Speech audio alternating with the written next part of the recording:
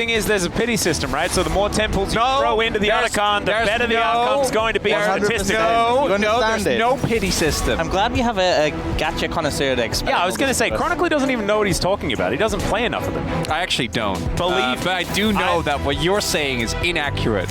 What? This instant, The closest you've come is doing gacha on my account. One time in a taxi. I don't even want to. I don't want to get into this. We see literally a ban come through as well. We'll have to see a big swap up from DK because even though they were allowed to come back in that game, I do feel like that is more detriment to Gen G than it is DK really earning it. This is a no-brainer, but I want to see them with better lane matchups. To me, that was where the trouble really arose early on. Yeah, I will say though, the balance have changed a decent amount with the Nidalee and the Yone taken away, and if you lock up Bessa, I really wonder what Keen is going to play in this situation. Is there a top laner perhaps that he leans on in every scenario? I do. Oh, come on, Keen. Don't give us that quizzical look. Yeah, you know what you're looking in. They're pondering like, should I play Cassante here? Even in the show match, in the season opening, in the fun match, he's still locked in Cassante. And then complained about it. I mean, I imagine he's probably still having a great time. As the Keen Sante is going to be locked in, no surprises there. There's the Varus for Ruler as well, as they are limiting the champion pool of aiming one step further. But we'll see exactly what is going to be picked up here by DPLUS, because of course the Ambessa could be flexed into the mid lane, things like this, but I don't know whether you're necessarily running away from a Cassante matchup as far as that one is concerned, so maybe just getting some good stuff if they can find it, as the Kai'Sa is showing me that DPLUS do not want standard lanes. Yep, definitely want to stop playing the Kai'Sa and the Varus, but a pick that aiming is very comfortable on, seen him carrying this many times before. Definitely want to pair it with an engaged support, but I think you couldn't be faulted for picking up a jungler here if they want to secure something. You know, Sejuani, Wukong, definitely decent options that you could take here. We'll see what they opt for, but they could end up going a different direction. They end up locking in the Azir. This is the first time for Showmaker so far this season, right? Yeah, it's kind of what I was looking for the moment that the Varus was locked in, because there is a pretty high profile play involved with Ruler and Azir. I don't know if you guys remember that one. There is. Yeah. I don't remember which team it was because they're no longer in the tournament, but I do think that we did see that. More importantly, it also picks it away from Chovy, who has been not prioritizing the Azir as highly as he's done in the past, but is still extremely strong at it, and it also takes it away from a later point of view. The one thing I am worried about is that does mean that no matter what Lucid picks here, because Poppy's already banned, your mid-jungle 2v2 is going to suffer because Azir is just not really that type of champion, and that worries me a little bit because that's been how DK has been successful. We do have aiming on Kai'Sa though, and Shio and Ambessa, so I think in terms of champion strength, they're still solid. I am a little bit concerned though, just because we've seen the Maokai pick up, which is a great defensive pick in terms of peeling, and now you're banning away the Wukong. You really start to hamper away the tools that allow DPLUS to close onto Gen G. The Renata ban is fantastic. That is like a must, because it definitely looks like with how things are going, DPLUS goal is get on top of Ruler, Ben Braum, and Ruler's goal is stop that. Ben Braum, and then you have plenty of engage reports that you can go towards. Yep. I mean, I guess it could make sense, especially since like Leona and Nautilus are two of the ones that are like left open. As what about options? Zyra. Blitzcrank angle though, gentlemen. Okay, that can't be the call.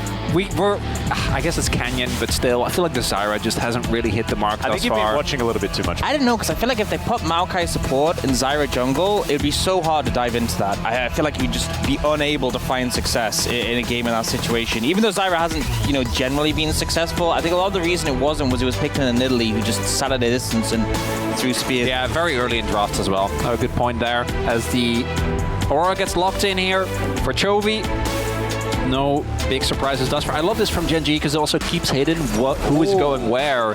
And this is a bit of a throwback. Lucid, you can see him kind of chuckle as well. He's been playing a lot of carries, but back on Sejuani duty.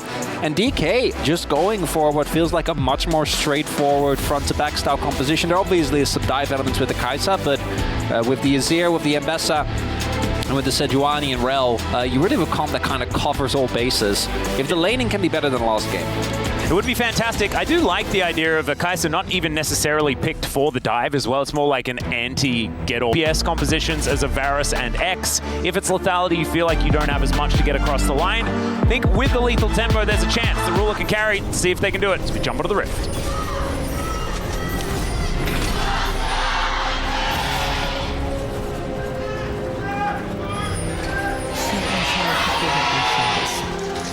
All right, here we are, ladies and gentlemen. Game 2 of this best of 5. DPLUS looking to try and move us towards a best of 3 as we have full 5-man lineups meeting around this Brambleback camp. Gen.G once again just pushing forward. This is it's kind of weird what's going on. Yeah, we saw last game the attempt from DPLUS to stop the invade. That was when you weren't playing into Braum Varus. Now you are playing in a Braum Varus. You can't contest them. And honestly, I mean, it's less so of a thing because it's the on-hit Varus, but you still kind of want to avoid that bot lane matchup, ideally. The Varus Braum, not a great matchup for the Kai'Sa to play into level 1, so I think they would have appreciated the information, but they kind of just gamble on the fact they are bot side. They are probably just going to put that bot lane bot, and we do end up getting the swap coming out with aiming running towards the top side. Oh, and now we'll get confirmation as well. Although Keen is obviously just hovering, Lucid might be looking for an invade as, oh. Yeah, Beryl moving on over as well, so his position's going to be found out. As Crash down, Keen just going to soak that. He's Cassante, so he's not too worried about it. That's so interesting. Lucid went W. Yeah, I think... Instead of, I guess it must have been for the invade?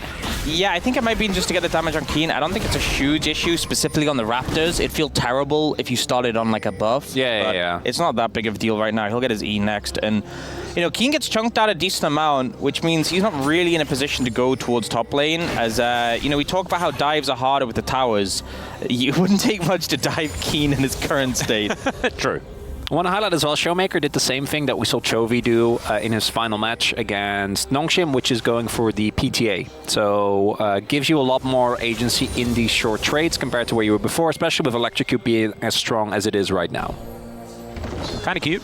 Canyon now moving on over, throwing some Graves towards Xiu here. Oh, he's level 3, and she was only level 1. Oh, man. Yeah, he wasn't able to get XP. I think this is the big thing why you see top laners often go towards mid, get that level 2 XP, and be in a much safer position. But, like, Shiwu's zoned off so heavily now, really in an uncomfortable position, and they're going to start being able to get plates, obviously, with no fortification on the bot side.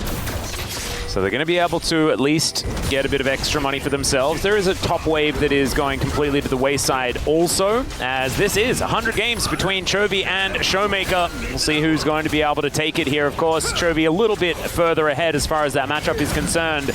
Only a little bit further now, in fact, after the Game 1 victory. It's crazy because there's a lot of players who just don't have 100 games in the LCK. Yeah. And the fact they have 100 games specifically against each other. And then you've got Faker with 100 games on Azir. Yeah. It's kind of crazy. We have all sorts here in the LCK. And Shiwa's just been taken out of this game initially.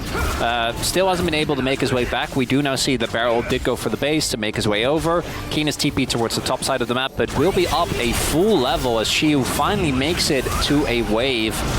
And gonna be feeling okay.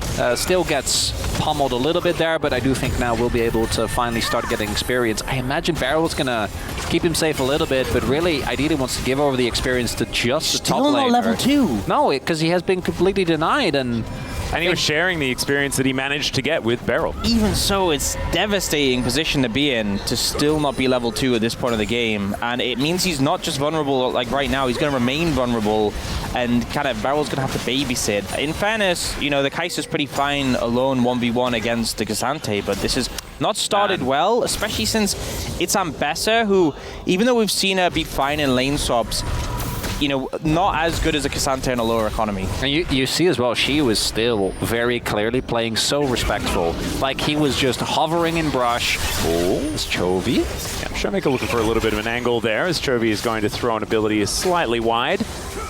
Still supports and junglers hanging out in the area. Yeah. Not a true 1v1 or anything like that. She was continuously, like, he was hiding, and I think not until they actually saw where Canyon was just sitting in brush. He was just like, are they diving me? Like, I don't want to die. I really don't want to give up a kill early on. Didn't end up happening, and now when we look at it, Keen is still ahead, but I do think that they made it through, and now Shio is going to be, I think, about a level behind. That's at least playable compared to what it was before. Yeah, definitely. I think if this had been before they buffed the towers, he was dead 7 times over. Yeah. So not as bad right now. Oh, support combat. Wow, riveting. Absolutely gorgeous. Beryl Look at the does damage. manage to grab the ward, though. Beryl. Passive's going to come He's up still again. fighting. Yeah, Canyon's making his way in. Duro is going to start stacking it, but you can see Lucid. He's making his way through as well, so that is going to be the end of that scuffle. Beryl was Only a just lot of thinking, fighting, like, though. I'm stealing his resists every time I hit him. So in the longer trade, I'm winning this. Didn't quite work out that way, though, because unfortunately, it's not a 1v1 between supports. There is other players on the map. Yeah. And they're going to turn up.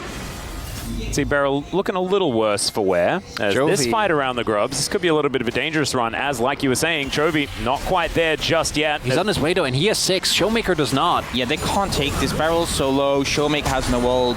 Kai'Sa's late. This is a mistake if they try it. Yep, Piercing Arrow also making sure the Beryl has to get out of there. So the first round of grubs going over to Gen G by the looks of things. Canyon going to be able to hold on to that smite for as long as he would like. Yeah, I think we'll be able to secure all 3. it's not even just the fact that Chovy had level 6, but you look at the item difference, because Showmaker hasn't reset yet, and he had just a no magic mantle having been picked up. Yeah, it's sitting like over 1,000 gold, or about 1,000 gold in his inventory when he did go back and finally reset. So yeah, that would be a lot left on the table. And Showmaker backing that, like, he's a full level behind. But he's going to be able to catch a good amount of this wave, but Chovy is still going to be very far ahead. And if Gen G can just continue this early game burst, this is feeling very reminiscent of game number 1, with Gen G actually leaning into really, really strong laning phase performances and out-rotating DK on the lane swap, sending Keen towards bot, keeping Shio completely away from any relevancy, as that's just Beryl. So he can hide in that brush and soak XP. Can't really do much more. I can pull the wave here to try and set up for aiming. He's trying, but level 6 ruler, I think you have to give a lot of respect to. Yeah. It's going to be a tough one to fight out. Chovy actually missing quite a few abilities that we'd often see hit. Showmaker in his head, maybe, in this laning phase, but none of it really consequential, as it's under 1,000, the gold lead for Gen G right now, but they have themselves the first third of a feat of strength. No kills, though, so still waiting for that first blood. We'll see who manages to grab that. Lane gank angle here for Lucid. Yeah. I wonder how far Casante's pretty easy to kill, right? 6. Yeah, it might be a bit of a challenge. And now Gen G obviously got those early grubs. They still have the pressure and can just move over to the dragon, so in a very comfortable spot. Ow. That's going to be both grubs and dragon. Indeed going over, as Well, still here. It's only 1 set of grubs. Yeah, fair. 3 out of... yeah, first 3 out of 6. Going over to Gen G. So yeah, like you were saying, that is going to be 2/3 of the way towards that objective feat of strength. Wait, no, I meant both grubs and dragon. Did I just get... I think you got bamboozled. I got bamboozled by Ox? Yeah. And I just sort of said words immediately afterwards without even processing what was It took said. me so long to notice. You're not in your game. scoundrel. You're not in your game. You just picked up a freebie. That's all right. Keen and Shiu continuing to fight here towards the bottom side. And we'll see whether Shiu can do some more of his Ambessa things. This guy has been so good on this pick. Even back at the Casper Cup, when she'd only just come out. Of course, she was a little tuned to the north at that point in time, but still certainly taking her through her paces. As opposed to now, where she's really balanced. really been brought back to the 50%, 100%. Yeah, I think very compared to Cassante, especially, also another very balanced champion. Yeah. I think both. I think it's a battle of the balance, really. Yeah. Who can dash the least and function in ordinary ways and be extraordinarily tanky whilst also doing more damage than you should. Hey, one is a little bit more tanky and the other one has a little bit more sustain. But they both dash too much. Yeah. I think we're in agreement on that one. Where's Rise? You know, we saw him that one time and it was fantastic. I loved it. No dashing. You always knew where he was going to be unless he was using his ultimate. And speaking of ultimates, like you were saying, level 7 here for Canyon does discover that he's been spotted as he sweeps out that ward. Oh, they're on the opposite side of the map for Lucid, so looks like the wave will be pushing towards them, so not the end of the world. They're going to be missing out A little bit, though. Yeah, it does mean that Genji have great setup for the grubs coming up in 20 seconds. Yeah. They'll be able to push his wave in. Aiming has to deal with it. And it's always difficult to enter into the river against a Maokai. And especially if you don't have the vision set up there before, also playing into an Aurora is a bit of a nightmare. We in did general. just see a sacrifice end up coming through. Actually, TP coming in. Oh, this is very dangerous TP spot. Yep, you can see Canyon just walks on over and Bramble smashes Showmaker, who gets welcomed back to lane, and now he has 400 health. Well, I don't think you're contesting grubs. That should be 6 grubs. Aiming's gonna have his back stopped as well. Definitely not. We are not contesting grubs. No. Unless... No. Beryl's like, unless... Maybe Beryl can just try and contest grubs himself. It's a repeat of game number 1, right? Like, they're just getting choked out in lane. Oh, God. Beryl is fine. Yeah, okay, thankfully it's not Aiming that has his back stopped, but still, this is so much tempo being given over to the team that already had so much tempo. Yeah, and Ruler getting so much gold in this situation as well. The Varus, we said this is a composition with 2 carries. You need to keep them live, you need them to be strong. They are going to be very strong. They already have leads. Ruler's getting a ton of gold. And it is going to be a challenge from here for DPLUS. Down in objective already, 6 grubs. This is gone. Yep. And when you... So, Chronicler, when you were overselling DK versus Genji, and we hit game 1 and it was a bit of a blowout, and then halfway through game 2 it was a blowout, is this about when the turnaround is supposed to happen? If we follow the classic structure, yes, but I am getting worried. Maybe that's just part of the experience. You know what it is? What is it? With did diff. It's just with did diff every time. As soon as I saw it in the chat, I was like, but I was so looking forward to the DK Humble Life Esports rematch. I guess we just don't get to have it. He's just too powerful. He is so powerful. It is very true. That's not only what did, it's also Jonas Strong at the same time. I know, and he had the 3-0, guys. Yeah, that's a combination. And now we are getting close to a 3K gold lead. It's 2.5 now, but the bigger thing for me is how docile DK has looked in both of these 2 early games, when their explosiveness was, I think, one of the biggest edges that they had over both Genji and over Hanwha Life especially. But aiming has been completely neutered in this game. We see Showmaker TPing up onto wards where he absolutely should not be TPing to. And I don't even think if he doesn't TP that they can make that contest with aiming, as you pointed out, Ox already being caught on the back, that getting interrupted. But the fact that Chovy's like, I can use my ult just for damage because you are not contesting this. There's absolutely no way. We don't need this. And DK just getting pushed in everywhere, getting Duro just walking like he owns their jungle. Duro now claiming the victory in the 1v1 against Beryl. Again? Confidence. He's like, I can fight you away. And look at the upgraded Meg Treads, the extra little bit of magic resist. And look at all of this vision surrounding this Cloud Drake that's coming up as the second Drake of the game. There's already the feats of strength being picked up very passively before the first blood even comes through. As Beryl, maybe he got word of the fact that there's been no first blood just yet, as he's playing very far up. Now getting tagged by... This is a lethal tempo Varus. Yeah, it's not even lethality, and they're getting poked out. I feel like every time we walk up to an objective, we see Ruler hit a nice arrow, and it's gonna have to be a crazy team fight. Fine, but I think Genji's hard to team fight into. When you set up with Braum and Maokai, good luck. I also think... Moving down, Beryl and Lucid in the area to try and back up Shiu, but this dragon, all the while, is just being attacked. It's gone. They can't fight. They're just not at a strong point right now. Lucid with it, never mind. And that's a Mountain Soul as well this game. Earth, Wind, and Fire, you love to see it. We're grooving tonight, ladies and gentlemen, but we may not be grooving tonight for that long, because this is looking so Genji favored. I think we didn't even make sure. This is so Genji, and we haven't seen that this LCK Cup yet. I know that, a lot of their stats are still good, but this feels very reminiscent of what we went through the entirety of last summer, where nothing really happens. Last summer, you mean last year? Yeah, or the last couple of years, depending on how you look at it. Where nothing really happens, and then you look, and it's almost 3K gold lead at 14 minutes with 0 kills. That's big Genji. I think the concern was losing a Shockcaller can have such a big impact, and how they would continue. Would they be able to continue to do this without one? And now seeing them do it with Duro on the roster, working well. Oh no. Oh shoot. Well, he's going to try and ult his way out, and does not manage to do so. The Winter's Bite is going to land as Canyon's going to reset the aggro. Chovy needs to get out of here though, as he does flash, and Shiu will survive as they do not quite have the damage. Yeah, I'm honestly not sure. Would the ult hitting be better or worse, honestly, in that scenario? Hard to really know, but does survive the dive, and now they're looking for Ruler. Yeah, the counter dive potentially coming in, but it's a teleport from Chovy, and that will save Ruler's life. He's also able to sit underneath this turret and grab all of these minions. And this is the worst part. Like, Shiu outplays that, and, you know, maybe the ult, I'm with you. I don't know if it actually is better if he hits it because he gets away from Chovy, but it did cause them to back off a little bit. Maybe that was the time, but they still lose the turret. They don't get any counter punch. Like, they get Chovy's TP, but that's not the biggest deal. There's no objective up for them to take on top side of the map. Keen has the top turret on lockdown, so, like, I think that's still a Gen G favorite play. You get the turret. Yeah. You take the flash out away from the Mbessa. And look at this money, right? On the left-hand side of your screen, Ruler and Chovy, the two with the most of it. And Ruler has been really making it work for him here in this mid lane as he is constantly poking barrel and aiming out.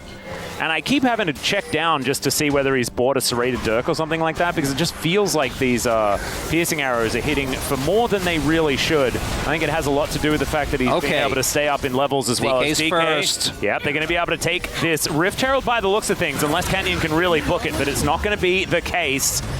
As Ruler wanting to trade for this outer turret in the mid lane. Shiu taking a lot of damage. There's the Blighted Quiver stacks really getting broken down. Glacial Fissure comes in as Beryl looks for the backline. Empress Divide onto Ruler. It's gorgeous from Showmaker. And they take him down first. The Killer Instinct into the backline as Keen will be able to go all out and get rid of aiming. But not before he grabs a double kill. Chovy now trying to answer back the fight as Shiu. Not the raid boss we saw from him.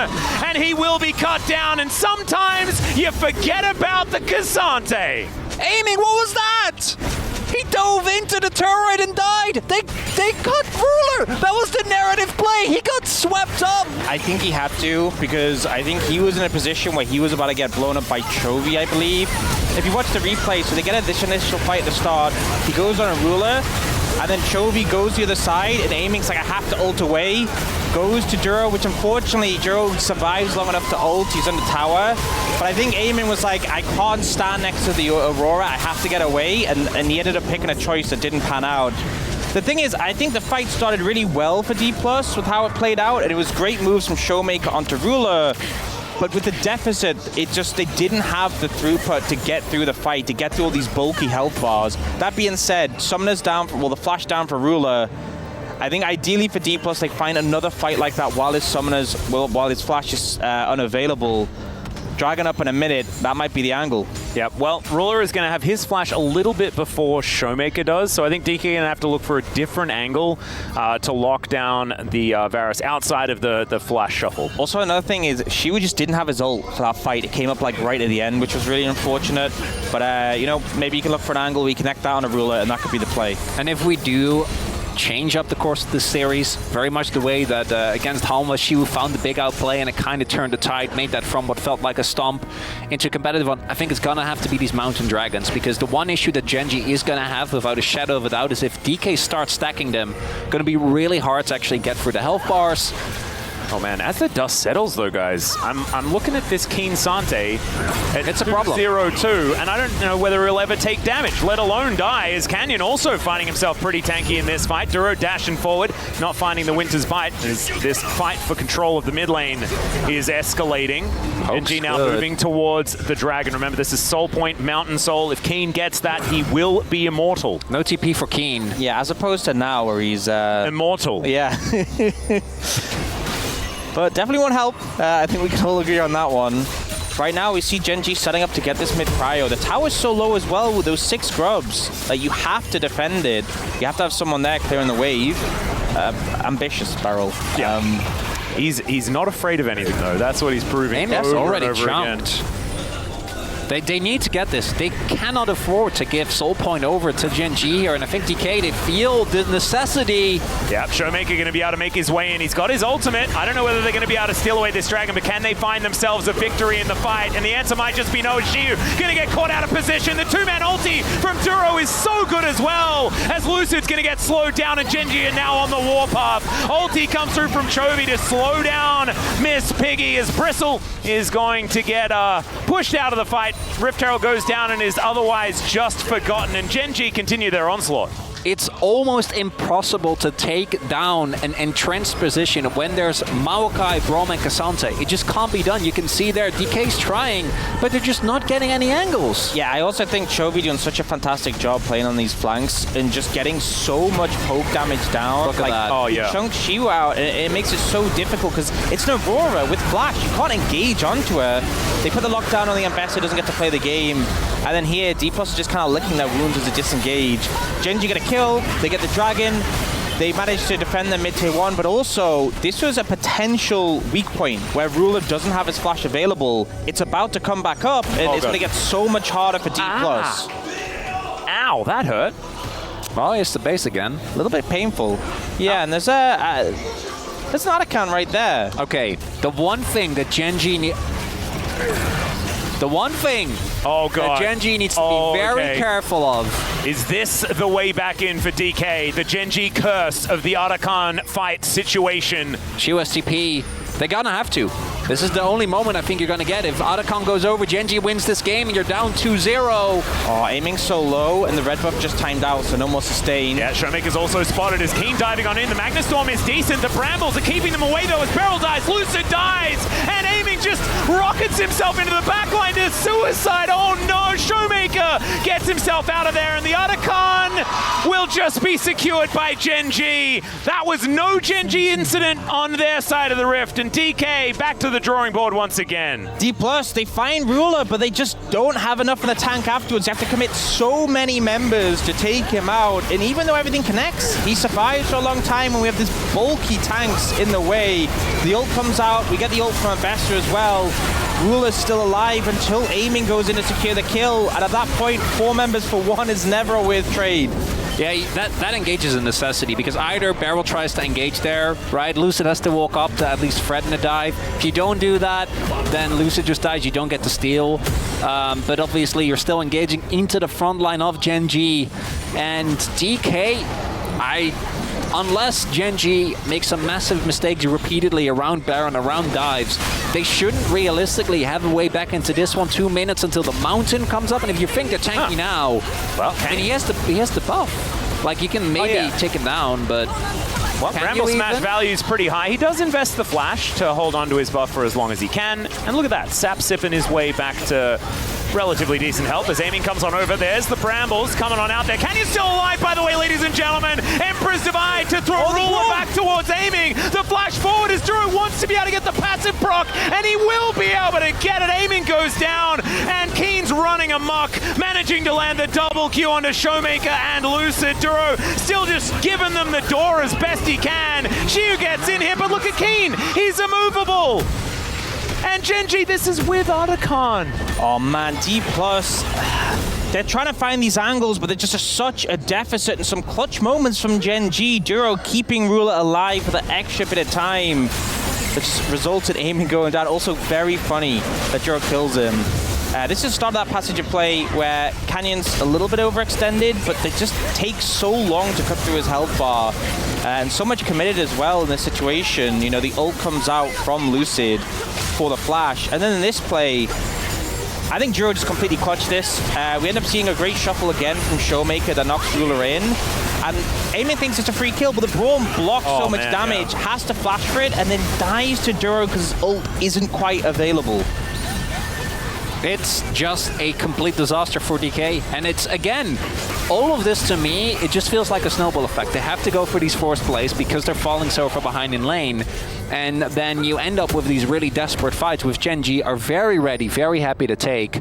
And we are looking at, we're going to have to flip something. Oh, there's no way you kill that K'Sante. No. Yeah. And also, it's 25 seconds. I actually think if all 5 members of DPLUS were top, they would still lose Soul by the time they kill. But as soon as they see Lucid here, and Keen just did. I mean, they just giving free Mountain Soul. No, they're giving it up. He just did the walk strategy. Oh, no. They're giving it up. Yeah, they're not going to try and contest for Soul, which means that if you fuck K'Sante, was tanky before, if you thought Maokai was tanky before. The thing is, it's not even just them, but like the game plan for DPLUS has been dive Ruler, kill him, hope we win the fight afterwards. He is now going to be tanky. He's going to go Jack Show. Yeah, He's Jack going Show's to be third so item. hard to kill. He's going to, and he has the Braum sitting on his. Oh man, it's And they're probably still going to do it. They're probably still going to try and use everything to try and kill Ruler. You know what? And he's going to survive the entire fight while everyone else is dying around him. Guys, I'm going to say it. I don't think DPLUS chances in this game look very good. I would say that they would be the underdog. I would say they are definitely the underdogs here. Well, Chovy's going to dive in and really prove that point as the Brambles coming on through as well. Showmaker the target, and he will be executed. The Sundisk. They don't even get rid of shield. Yeah. Come on, man. Yeah. Okay, hear me out. Might be a little early for this. Okay. Is Nongshim better?